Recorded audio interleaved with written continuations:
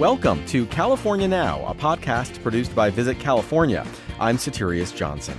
Today, we head out to sea in search of whales. Our guide is Patti Schick of Hornblower Cruises. I remember looking at the other naturalist that was on the boat with me, like, is this really happening? They're surfing. I've seen dolphins surf before in waves, but not these big 50-ton whales. And we'll visit Calaveras County, just east of San Francisco, once the heart of the California gold rush that attracted prospectors from around the world. They came here in search of gold in the 1800s and loved the terroir and recognized it as that of their homeland and started planting wine grapes and olive trees. That's Stephen Kautz of Ironstone Winery, and we couldn't have a better guide to the region. And we'll share some pro tips on traveling with your dog. It's all coming up on California Now.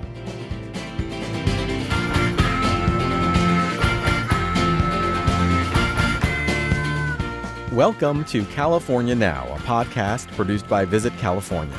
Our mission is to introduce you to some of the amazing people and places that make the Golden State such a fascinating destination. I'm your host, Soterios Johnson. With over 800 miles of Pacific coastline, California offers unlimited opportunities for surfing, fishing, swimming, or even just relaxing on the beach. But if you're ready for a marine adventure, there is no better way to experience the wilder way of California than whale watching. On any day, you don't know what you might see. Maybe a playful dolphin, or maybe the largest animal to ever live on planet Earth. My guest today is Patti Schick of Hornblower Cruises. They operate all kinds of trips out of 8 different ports. Welcome to the California Now podcast, Patti. Oh, thank you very much for having me on here. Absolutely. So, some say whale watching actually began in the 1950s in California when Cabrillo National Monument in San Diego became known as a place to watch gray whales migrate along the coast. But of course, you can get a much better view at sea. Tell me a little bit about how a whale watching trip out of San Diego operates today. Well, most of the whale watching trips, including those we have at Hornblower, are half-day trips. So it's 3 hours, 3.5 hours. And we have a morning trip and afternoon trip. And when you board the boat, there's different size boats. At Hornblower, we have a 150-foot, really a premium whale watching boat with panoramic outdoor views, climate-controlled indoor areas with lots of seating. And we also have 3 decks on our boat, so you can be up high, which is great for spotting whales out in the distance. Or if there's bow riding dolphins, I like to head down to the bow and just get a nice close look at that exciting experience. There's nothing more exciting than seeing bow riding dolphins. But in San Diego, we head out of San Diego Bay. We see sea lions that are lounging on navigation buoys. We may see some bottlenose dolphins that hang out in the bay. And once we get out on the water, that's where we really start our whale watching experience. And we're searching for the spouts of gray whales this time of year. During the summertime, we also do blue whale trips as well. But we're looking for any spouts of any large baleen whales or maybe splashing activity that indicates dolphins are around. But for the whales, we're looking for their distinctive blows or spouts. Gray whales have really nice, pretty heart-shaped blows under the right conditions. And once we spot a whale, our captains will get us closer to the whales, hopefully for a nice close look. If we're lucky, whales will lift their flukes out of the water. It's a behavior called fluking. And gray whales have really pretty curvy flukes. And if we're really lucky, we may get some other behaviors like spy hopping, where they poke their heads above the water, or breaching. We've seen lots of breaching behavior with gray whales and humpback whales, but that's where they come out of the water really fast and crash back on the water. Right. And we may see multiple whales as well. And I would imagine you have experts or guides on board who kind of are explaining what you're seeing as it's happening. Absolutely. We're really lucky to have naturalists from the San Diego Natural History Museum on board our boat. And they'll greet guests and provide information about the whales, both before the cruise and during the cruise. Even towards the end of the cruise, once we head back into the bay to head back to our dock, they will give a really nice interactive presentation to really bring home all this really incredible information about the animals that people have just seen. How far in advance do people need to reserve a spot on a whale watching trip, whether it's with Hornblower or with another whale watching company? We have people that will go on day of. It's a good idea to reserve in advance, though. I would say a week or so in advance. Some people, if they're coming out here on vacation, will make a reservation a lot farther in advance. But that just makes sure, in case it's a really busy day out there, that you're able to get on board the boat for a whale watching trip. The California gray whale is a migratory species, just like many birds. Tell me about their amazing travels, because they are kind of traveling up and down the California coast, right? Well, gray whales have an incredible migration. They travel 10,000 miles round trip, or up to 10,000 miles round trip along the Pacific coast of North America, all the way from Alaska down to Mexico. So it's this really long journey. In Southern California, we're really lucky because they come right along the coast. So we have a great opportunity. It's nice and easy to get out to see them. And there's different in the wintertime. You have mostly southbound gray whales. And then in the spring, when they're traveling north, you're getting the mothers returning with their calves. First, you're having the adults that were just down in Mexico for courtship, but then they're traveling back up along the coast. But the last to go up north in the later spring is the moms with their calves. What other marine life might you see on a whale watch, whether you're heading out from Northern California or Southern California? Once we get out onto the open ocean, there's 5 different species of dolphins and 5 different species of baleen whales that you can potentially see.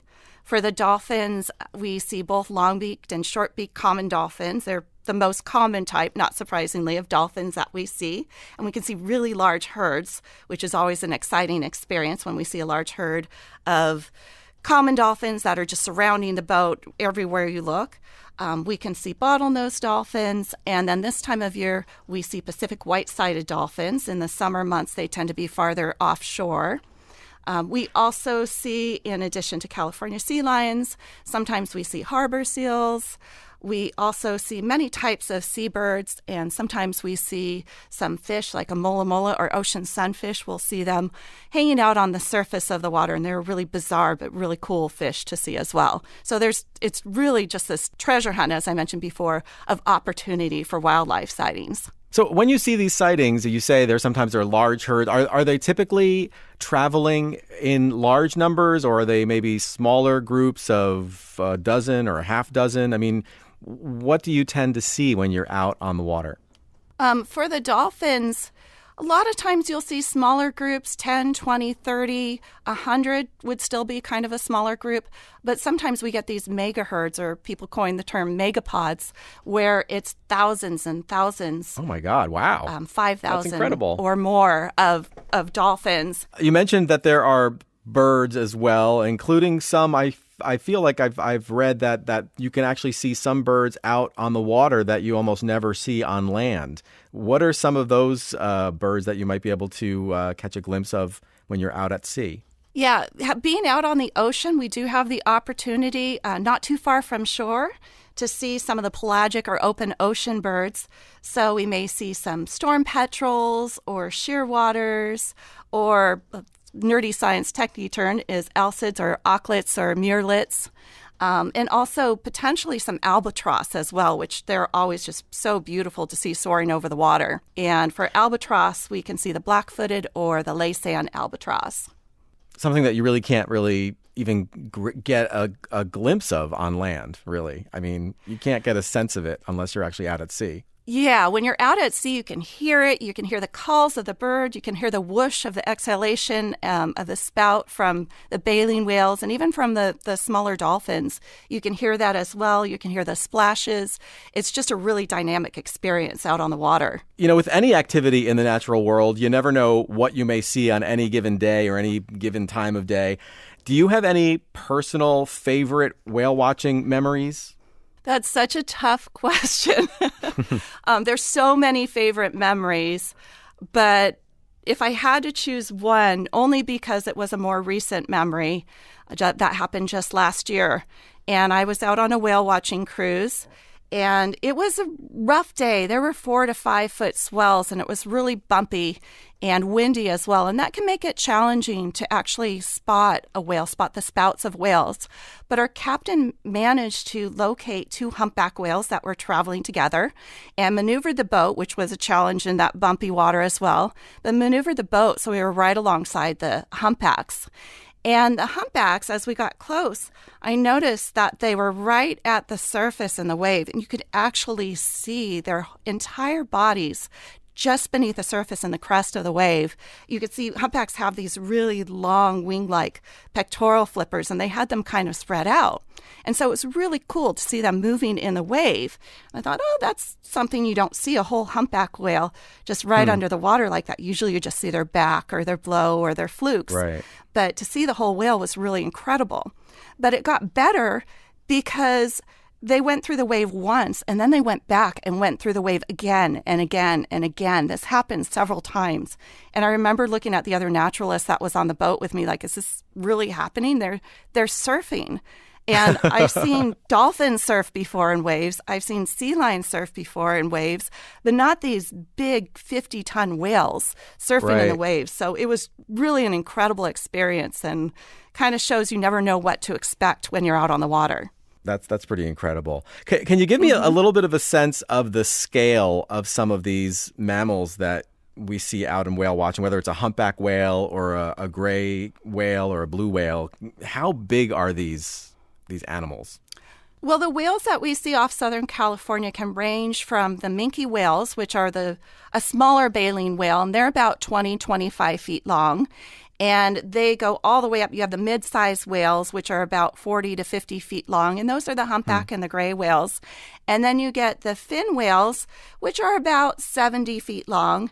And then the blue whales in the northern hemisphere get to about 80, 90 feet long. Huge. So our main whale watching boat, Adventure Hornblower, is 150 feet long. So that's pretty much a good portion of the size of our whale watching boat. And it's incredible seeing blue whales. They're just massive. So if you're traveling to California and you want to have a really great chance of seeing these amazing creatures, what are some planning and preparation tips? I mean, you mentioned that sometimes the water can be a little choppy. I'm sure that some people might worry about seasickness going out on one of these things. What are some of your tips to kind of make it a good experience? Well, we're blessed in Southern California for the most part with really nice calm conditions out on the Pacific. But it's always good to take precautions, especially if you've never been on a boat before or if you've been on a boat and have gotten seasickness.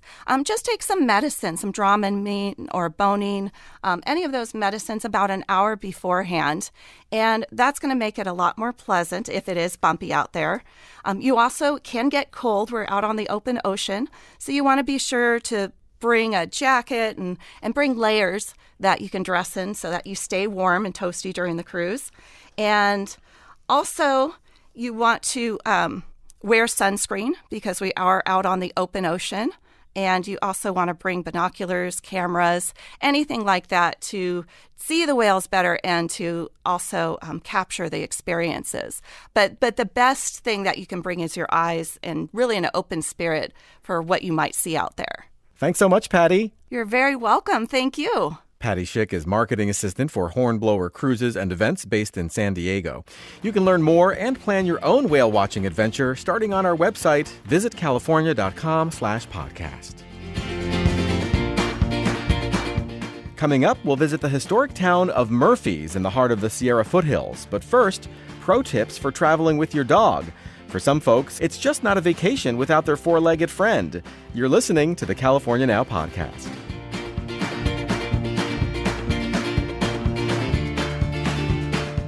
I'm joined now by Erin Ballinger. She's the destinations editor of BringFido.com. It's a fantastic online resource for anyone who travels with their dog. Welcome to the California Now podcast, Erin. Oh, great. Hi. Thanks for having me.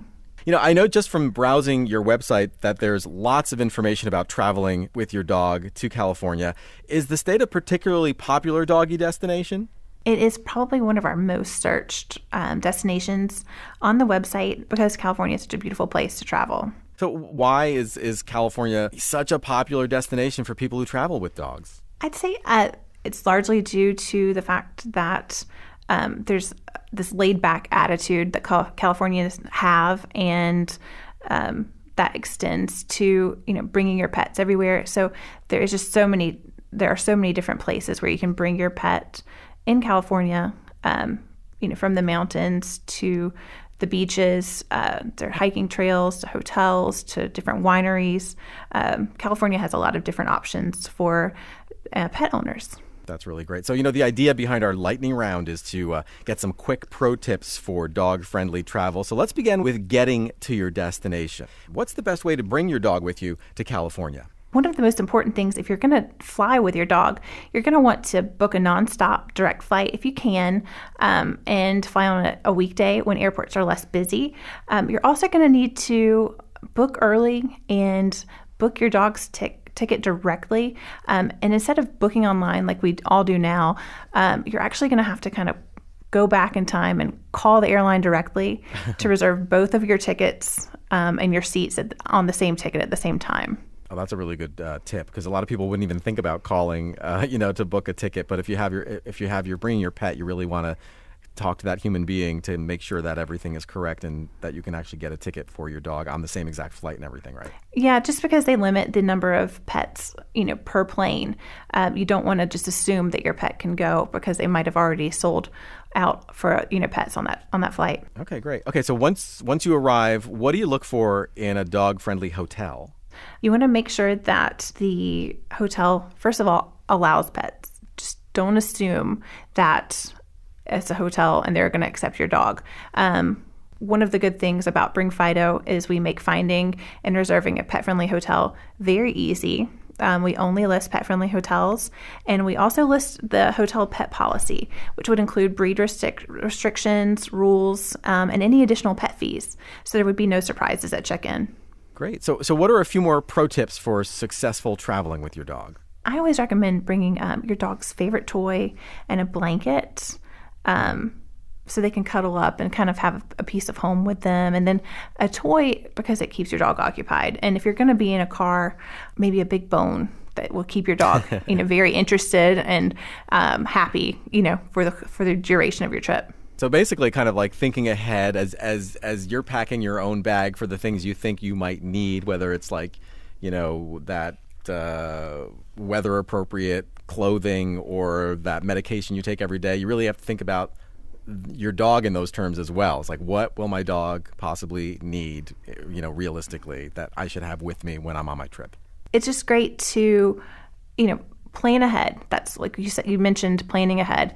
That is one of the most important things for, traveling with your pet. It's going to be super fun, but for you to have that awesome time, you are going to need to prepare ahead of time because there are a few extra things you're going to need to think about. Making sure that your dog has a pet-friendly accommodation to stay at. If you're not staying with friends, plan ahead. Pet-friendly restaurants you could go to, some activities to make sure that your dog is, engaged and gets to burn off some steam while he's there, and also gets to enjoy the trip with you. That you're bringing your dog with you because you enjoy his companionship. You're not bringing your dog with you because you want him to sit in a hotel room the whole time. That's really great advice. Erin Ballinger is destinations editor of BringFido.com. Thanks so much for joining us. Oh, great. Thanks for having us. Remember, you'll always find links to the people and places we mention on our website, visitcalifornia.com/podcast. You're listening to California Now.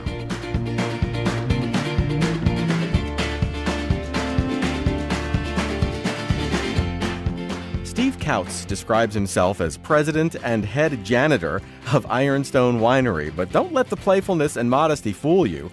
Ironstone is one of the great family-run wineries in the state. It's located near the historic town of Murphy's in the heart of the Sierra foothills, and Steve is the perfect guide to Murphy's and the surrounding Calaveras County. He joins us today from the Ironstone Winery. Welcome to California Now, Steve. Thanks. It's great to be here. So tell us about Ironstone Winery. Well, Ironstone Winery is located in one of the most beautiful places in the United States, in the little town of Murphy's. We're 100% family-owned, family-operated. And it was a vision and dream of my parents, and I have the fortunate pleasure, along with my siblings, to run the winery and be actively involved in all the activities that are associated with it. If I understand correctly, it started out as your grandparents' ranch. Is that correct? That is correct. My grandfather moved here in 1940 and started out as a cattle operation. And then from that point, my parents decided to plant apples. And then we got into wine grapes in 1988 and had this crazy idea of building a winery when at the time there were only 3 other wineries in the entire county. We built what became a growing, developing project that has an amphitheater and beautiful gardens and a gold nugget, cooking schools and gold panning and just all these different activities that you can come and experience at the winery. And you're running the winery, but apparently your parents are still working there as well. So it really is an all-on family-run business. My parents are active 365 days a year. And as I laughingly say, when you have an old warhorse like my dad, the patriarch, he just keeps on going. And he's 89 this year and still is sharp and enjoyable to be around every day. So what kind of grapes do you grow for the wine that you make?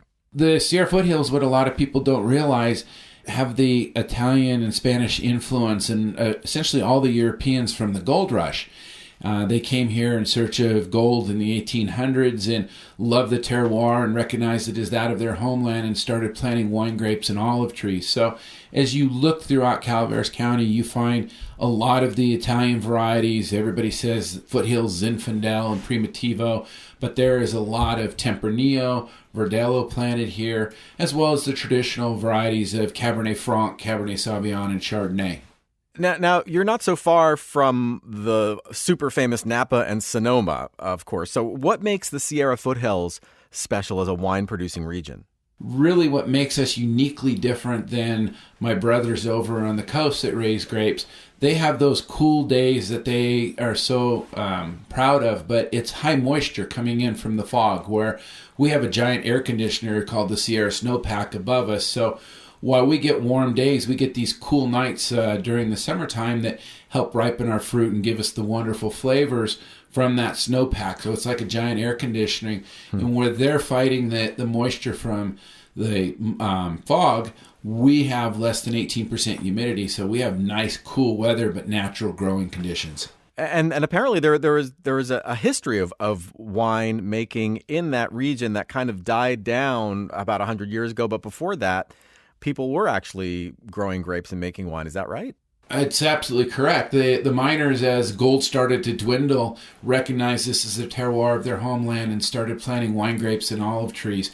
Between 1880 and 1900, Calaveras County was the largest wine-producing region in the state of California, and some of the oldest producing vineyards and olive orchards are still between Calaveras and Amador County today. So while a lot of people look at California and think of the traditional Napa and Sonoma as being the wine grape area of the state, the Sierra foothills really have this rich history tied with the gold rush, tied with the fruit and the immigrants that came here that developed all of these things of creating these wonderful varieties and these wonderful wines. And what we've done is kind of bring that resurgence back since late 70s, early 80s to Calaveras County with these different wine grapes. And as you look at the rest of California and they talk Cabernet and Chardonnay, we're talking about Tempranillo and Verdelho and Roussanne, Marsanne, Muscat, and some of those classic varieties that people traditionally don't think that grow in the Sierras, but absolutely do phenomenal here. So when people come to visit Ironstone, what kind of an experience do you have waiting for them? Well, Ironstone was built as a family destination because it's a family that runs it and owns it and is actively involved every day. When you come to Ironstone, you can go panning for gold. You can wander through 12 acres of beautiful landscaped gardens. We have 500,000 daffodil bulbs that are starting to come into bloom right now. Wow. It's surrounded by the vineyards. But you can do cooking classes, you can do wine tasting, you can listen to an old antique pipe organ from 1927 that plays, and we show the black and white motion pictures with the organ and accompaniment. We have a beautiful, fabulous concert series. National acts come and play at our venue. This year I've got everybody from Hank Williams Jr. is playing to Old Dominion and country acts, and you get this just wonderful vibe of hanging out in amongst the vineyards, in amongst the Sierras, looking at the oaks and the pines in a real casual atmosphere, listening to music and drinking wine. Sounds like a really great way to spend a day or even a weekend. Well, we have, because we're located in the middle of all of our vineyards, and we built it as a family operation. I think I'm one of the few wineries that has Lego building blocks and coloring books in the tasting room itself. So we wanted the kids to be involved. We want the families to be involved because as the European heritage, family is part of the wine tasting and food experience, and we really wanted to incorporate that. Being 100% family-owned, family-operated business, that's how we live our lives, and that's how we want people to enjoy our winery. So besides Ironstone Winery, what attracts visitors to Calaveras County? And just to put it in perspective, Calaveras County is a couple hours east of San Francisco, almost like due east. So what brings people to the county? Well, we're one of the few places in the world that can offer you snow skiing in the morning and 18 holes of golf in the afternoon on the same mountain. You can go whitewater rafting. You've got lakes to go fishing, hiking. The giant sequoias of Calaveras big trees is still today one of my favorite places to go throughout the entire United States. Calaveras Big Tree State Park, which was actually founded by a guy hunting bears in the late 1800s, and he stumbled across this grove of giant sequoias that are some of the oldest living trees on the face of the earth. Some of them are over 300 foot tall, and it's really neat to just be able to wander through those trees, and they have benches and just sit at the base of them and look straight up at something that has been around longer than most dinosaurs roam this country. And you know, as you look at those and then you wander down to one of the creeks or streams that are right there, and you can go fishing and enjoy that aspect of it, it makes for a really unique experience. And cruising down the hill, you drop into the little town of Murphy's, which in 1856 was voted as the Queen of the Sierras. The richest gold strikes occurred in and around the town of Murphy's. That's really amazing. I mean, so what are some of the attractions in that historic town of Murphy's that people can visit and kind of experience a bit of that old West history? Well, Murphy's is, the entire town is about a mile long from one end to the other. You have 23 different tasting rooms. You've got 14 restaurants. You have a fabulous old history museum.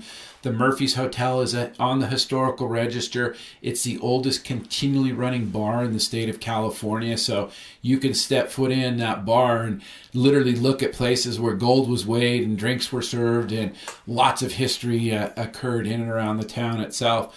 Probably one of the best features, though, is our little park. Murphy's Creek runs right through the town itself, and there's kind of a little old-fashioned type park that, you know, every afternoon you'll see families down there, kids playing, and you kind of get that rustic feel of, you know, stepping back into the 1800s when you had a little bit more modernization today, but you have that really quaint uniqueness of a town that time forgot. So before we go, there is at least one other thing I need to ask about.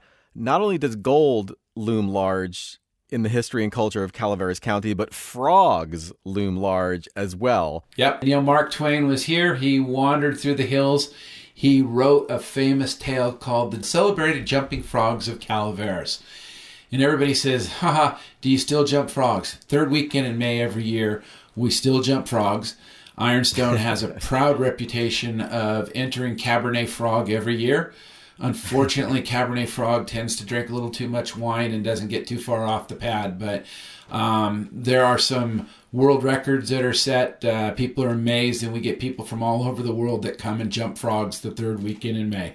That sounds like a lot of fun. Now, I hate to ask, but do the losing frogs face a future as an entree with a wine pairing? Oh, how could you take a part of our history and serve it as a dinner product? No, we return all the frogs. All the losing frogs go back to their original ponds. And we are very proud at the Calaveras County Fair that no frogs are eaten. They all go back to their natural ponds and continue life as they enjoyed it before they came out on display to jump. Well, I'm very glad to hear that. No frogs are harmed. No frogs are harmed in the making of this wine. That's right. Well, Steve, thanks so much for joining us on the California Now podcast. I'm looking forward to visiting Ironstone Winery in person. We'd love to have you and come explore Calaveras County, and make sure to bring your family with you. Absolutely. Steve Kautz is president of the family-owned Ironstone Winery in Calaveras County. This is California Now. Thank you for listening to California Now. This podcast is produced by Visit California. I'm your host, Soterios Johnson. You can find us on iTunes and Stitcher. Please subscribe, and you can learn more about California and plan your next visit at visitcalifornia.com/podcast.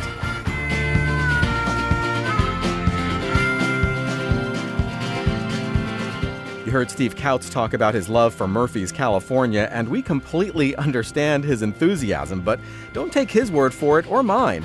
Just check out our California Hidden Gems video that showcases the people, the wineries, and the lush landscape in Murphy's. You can find it online at visitcalifornia.com/Dream365TV. We hope to see you soon.